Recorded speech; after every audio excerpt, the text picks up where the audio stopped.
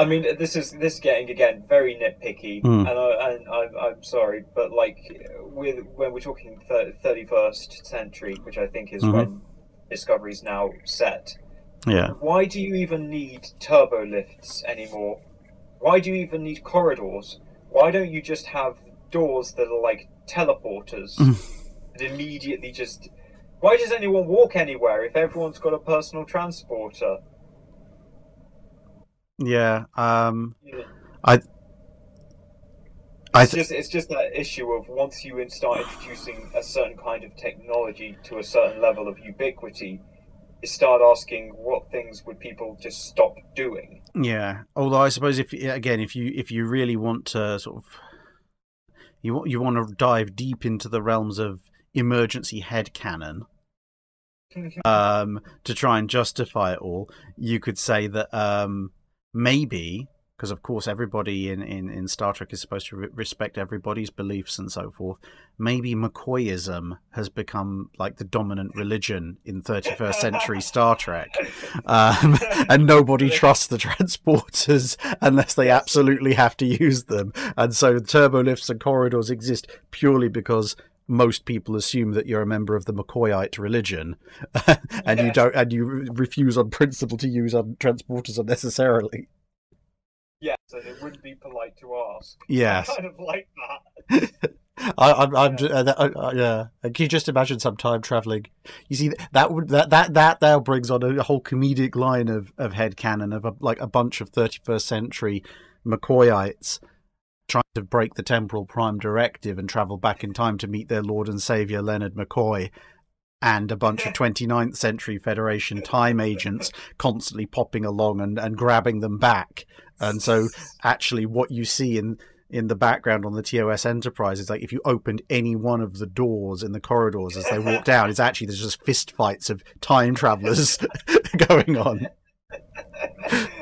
Oh, that's brilliant. The only other suggestion I was going to have is that it was Barclay. It was all started by Barclay. Yeah. Because he actually did get attacked by a thing in the transport. Yeah. Oh, yeah, that's true. Yeah, and he got turned into a spider at one point, I think, didn't he?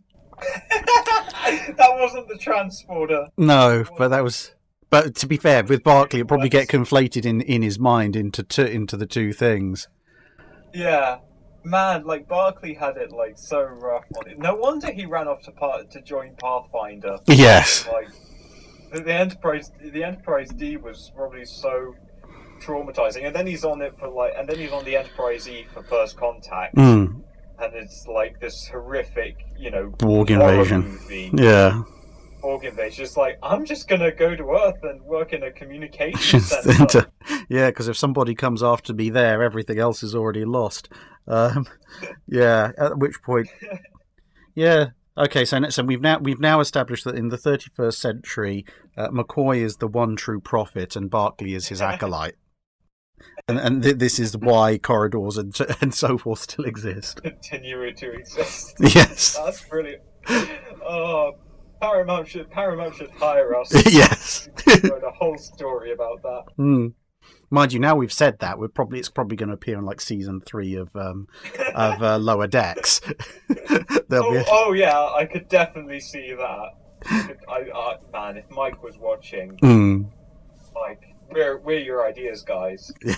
Yeah, we will not object or file any kind of copyright claim if there is a shrine to Leonard Mcoy cited at some point in the next Lower Deck season. Oh, that's brilliant. Yeah. Right, okay, so a bit more of an involved question. This is from Tully DT.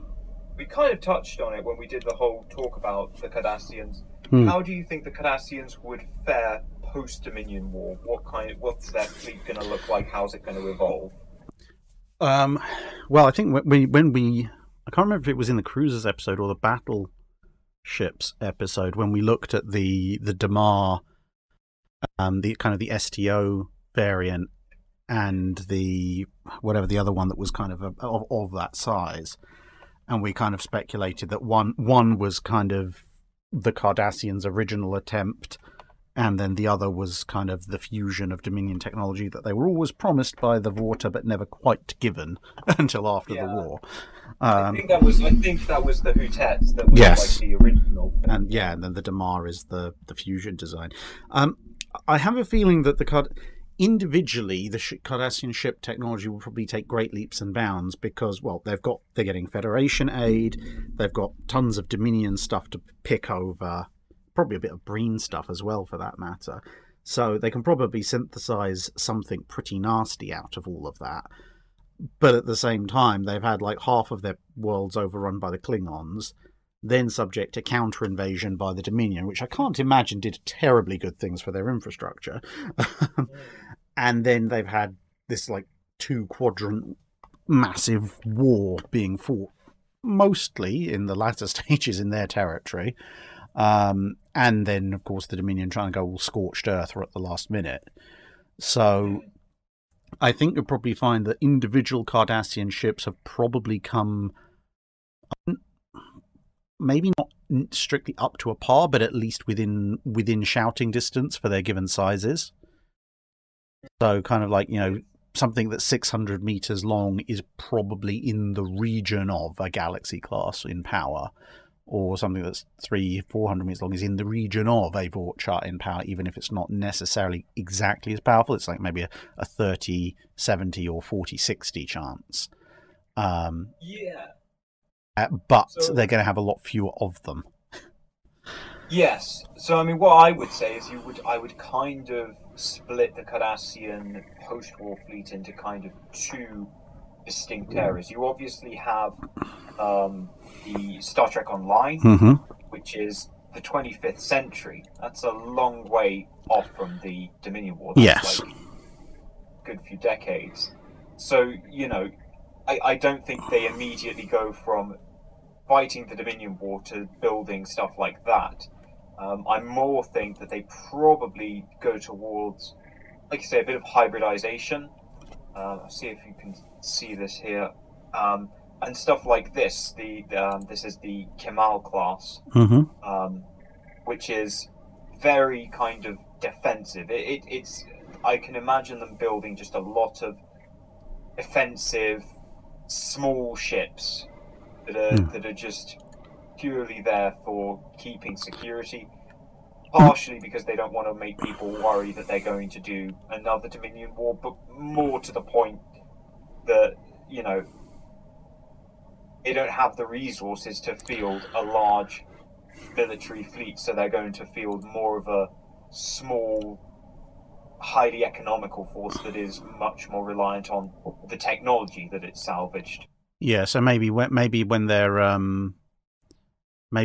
initial, like maybe the 5 to 10 years after the Dominion War, they're building basically a bunch of system defense ships, essentially.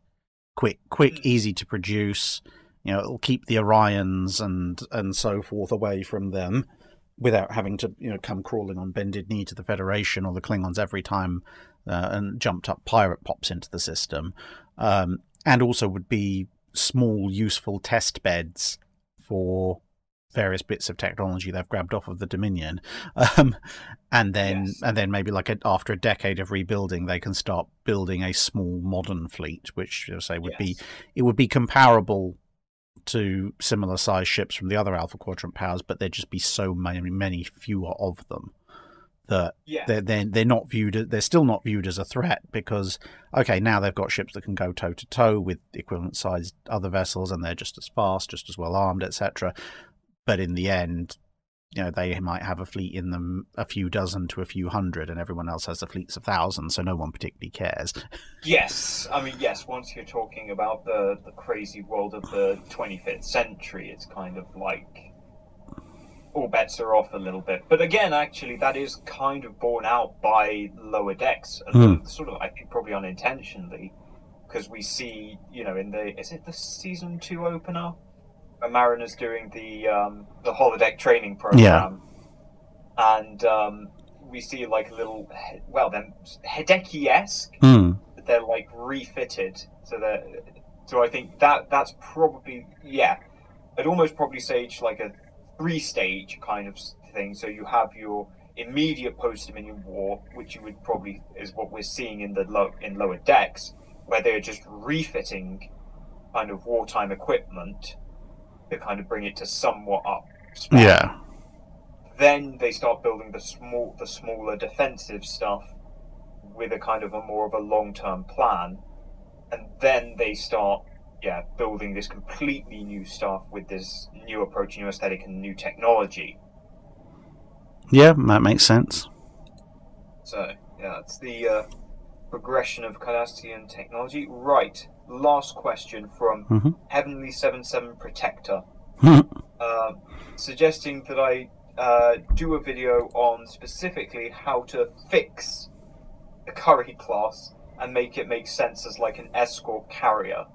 I was just thinking of any input you would have, suggestions for how I do that, or kind of more specifically what an escort carrier would be. Right, so... Okay, so, well, I mean, are we going to go for a carrier, period, really, or the escort carrier concept? Because as we discussed before, there isn't really a carrier in Star Trek, a fighter carrier as such.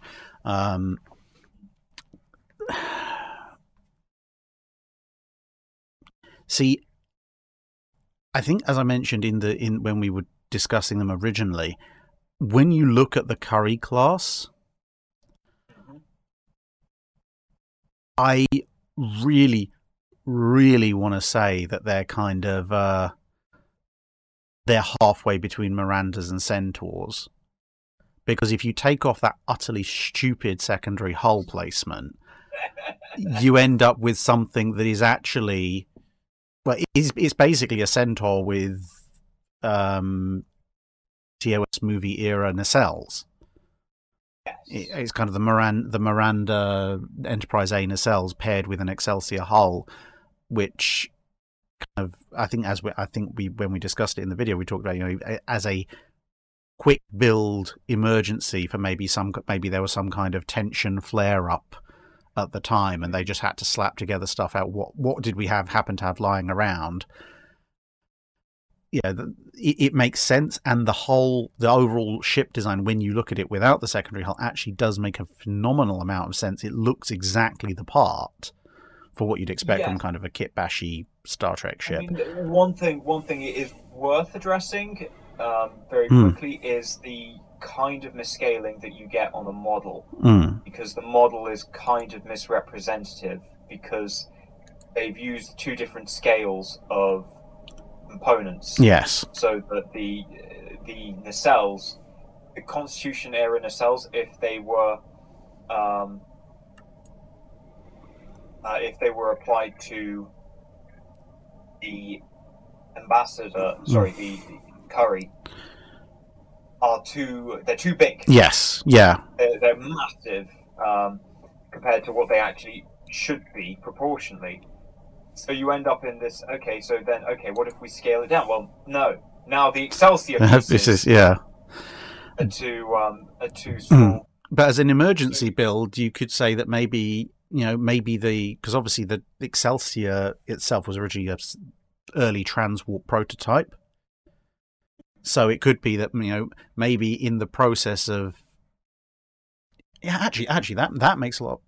I don't know what you think, but this could make an interesting argument. Okay, so you say, right, in the immediate aftermath of the Great Experiment failing, and it's clear that the Excelsiors are just going to have standard warp drives, so they're basically having to unpick these advanced warp nacelles and return them to something that's a little bit cheaper, a little bit easier to build, but is effectively your next generation warp nacelle.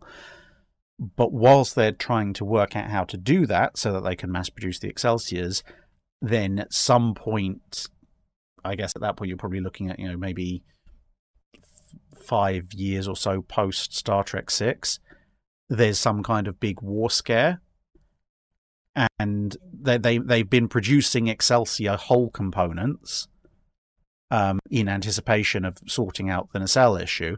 They haven't quite fixed the nacelle issue, or maybe they're in low rate production, but suddenly they need ships. So the only nacelle technology they've got that they can quickly mass produce is the previous generation's tech. So they just go, okay, what have we got? Constitution nacelles, right? Run it through the 3D Xerox at like what 150% scale. We know that'll work. Slap them on a bunch of sources we already produced, and we've got something. and then whatever that war scare is clearly doesn't pan out, and they fix the issues with the Excelsiors nacelles, and okay, we can go back to building the Excelsiors again. So that's fine, and then they're left with this kind of emergency build, fairly small class that maybe because it's got the older gen tech in it and it's combining it with the newer gen tech in the Excelsior's hull, maybe it doesn't quite work out as well as everybody was hoping, and maybe someone builds what eventually turns into the Centaur as a comparison of like, here's what happens when we do the same thing but with Gen 2 nacelles and a Gen 2 saucer. So the Centaur then becomes the actual kind of Miranda of the Excelsior. And then so you've got these other sort of slightly slower, slightly less efficient little things pottering around. And then somebody goes, I know, tug. Sort of tug and refit unit that can just haul stuff around for us.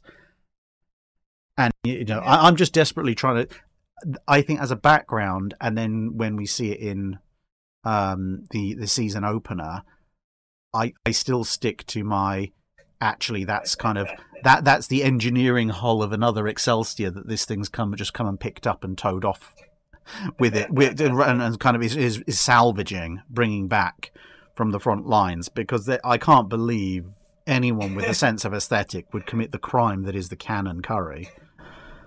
Well, here's the problem, is that the components have been completely reversed. So yes. The problem you have is that the neck is back where the shuttle bay should be, and the shuttle bay is up where the neck should be. Yes.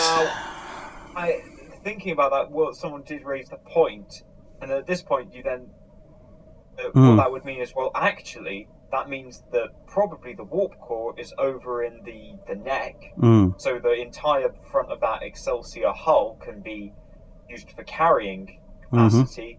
And I'm like, yes, you could do that. It still looks ugly as sin. it looks horrendous, but also you then end up you've then pulled out the warp core, have to then bore out all that space, follow out all that space where the warp core was, and then re-drill the warp core in at another point on the ship.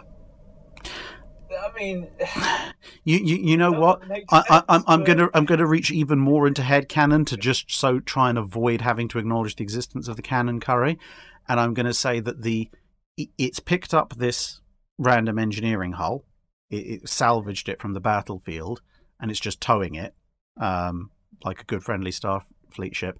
And to explain the fact that as you say, that the shuttle, well, the shield that is on the regular Excelsior hull, the shuttle bay, etc., is why it is where it is. I'm going to say that there's an unknown class that we haven't seen, which is the Nebula version of the Excelsior, and that hull is from a nebularized Excelsior.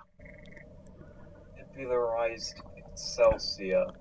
So you would then say that so then you're saying it's just got a neck hanging off. So there would have been a nebula style Excelsior where the engineering hull is basically flush up against the saucer, but the saucer would have been positioned a lot further forward, so that the join, whereas on the Curry model the join is kind of in the middle of the saucer, or just after the middle. On a theoretical nebularized Excelsior, there would have been either a join right at the back of the saucer, or maybe even some kind of short neck connecting to a pod, kind of like the actual nebula, right, which would allow then the saucer to be right forward and kind of overlapping the front of the engineering hull, which would then make it look a lot better at that point.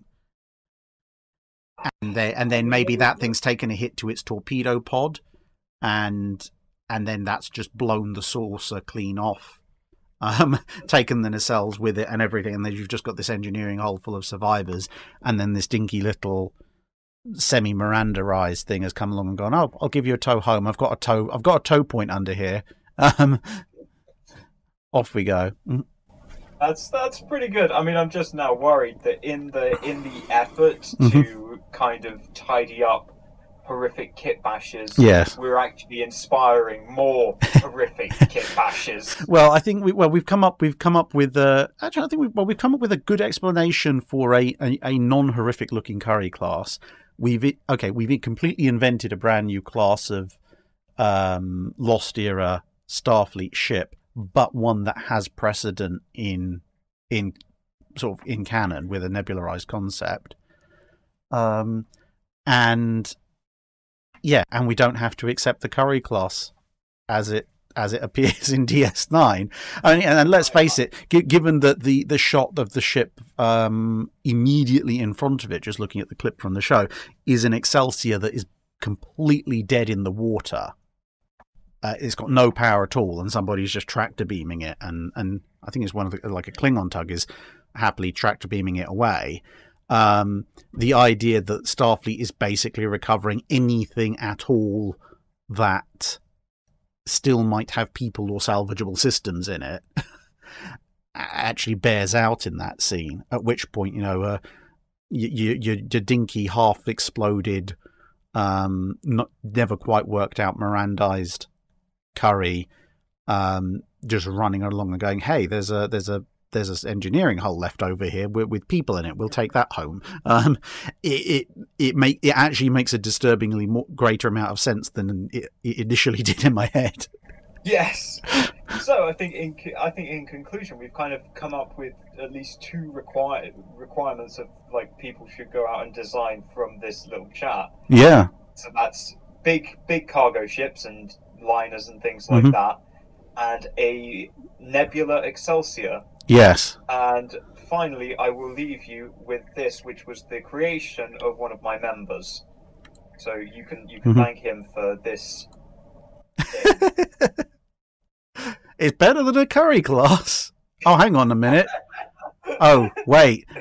I just saw that from. I was looking nacelle, engineering hull, saucer. Okay, it looks a bit. I was thinking it looks a little bit sort of micro machine-y dinky toy, but still better than curry sock class. And then what the heck is like a? Is that an Constitution refit hull glued on the front? Yes. Hey. Oh dear. This is why you do not let Star Trek fans have multiple model kits. Yeah. Temptation to kit bash is too strong. You know what's going to be even worse?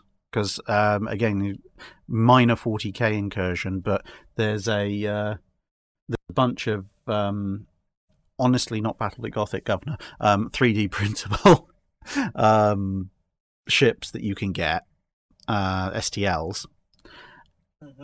And a lot of them can be either come in components or can be sliced to make components, so you can kind of put together your own ships, which is quite fun.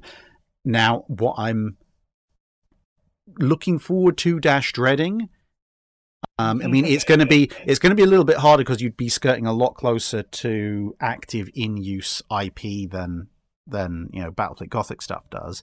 But I'm kind of wondering if someone out there is going to make a bunch of STLs for Star Trek ships.